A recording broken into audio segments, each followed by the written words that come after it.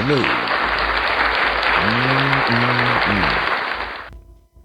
Hello, my people. Hello, my people. Back again with free kick. Back again with free kick. Today we want to talk about the big bad Liverpool. The rise, the fall, the resurgence of Liverpool. And it has been an issue as it relates to the coach, the club itself, and Mo Salah. And the whole basis of all of this, Mo Salah and the manager going at it, is the fact that Mo Salah is forgetting one thing. Yes, you are upset because you were either left out of a game, taken off, coming off the bench. You may be upset. But the decision of the manager is what stands. Yes, Mo Salah, you're a legend at the club. You've been there, you've done that, you did a lot for them. But that's how it is. All good things must come to an end. Even life. And what I would say to Mo Salah is, no player is bigger than a club. No coach either is bigger than a club. Yes, you have done your best for the club. But I'm sure you got paid working. You were working and you got paid. No one plays football for free professionally. No. So these clubs have been around for centuries. Like 1800, 1860s. They have been around from those years. These big clubs have been making big money. You will have players come, players go. So my question is this. Is it the club that makes the player, or the player makes the club? Right? The club, to me, is made by a board of people. Now, the player is what gives the club its success in football. Because we all know it's a business. So you have board members and directors who are looking at the books. They want to be successful financially. So they just want to be in, let us say, a certain ranking on the table, like first to fourth Champion League. So some teams just go for that, first to fourth, because they're going to be in the Champion League and get some money. So they are balancing the books.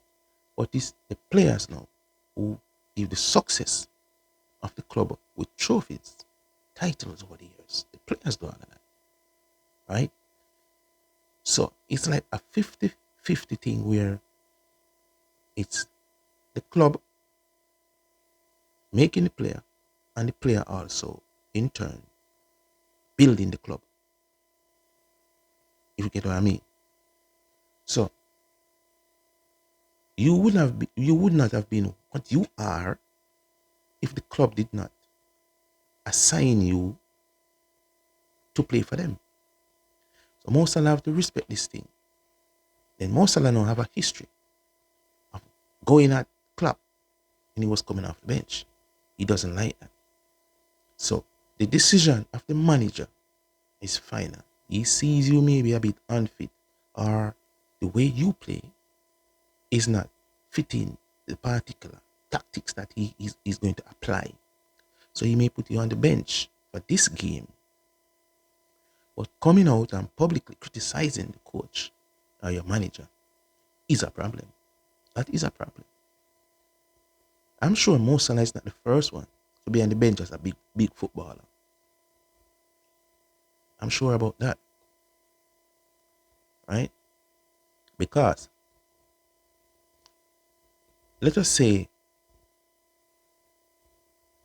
a coach wants to play a lot of aerial balls. He's not gonna leave out players that are 6 feet tall to head the ball in. He's not gonna do that. And that is one of the reasons Man United got Sesko. He's very tall. Very, very tall. So those aerial balls, he would win them. Because if you remember the game, the Europa final, Tottenham versus Man United. Man United was just putting the ball in the box, putting the ball in the box. But there wasn't any football that was tall enough. And the coach did not change his tactics. He just still crossing the balls, asking the players to still cross the ball over there. But anybody to head the team from Manu, they were short. So the type of game that the coach is going to play tells the kind of player that he's going to put in. You have players that are very slow, you're not going to put that player in certain position. You want to play a very defensive game.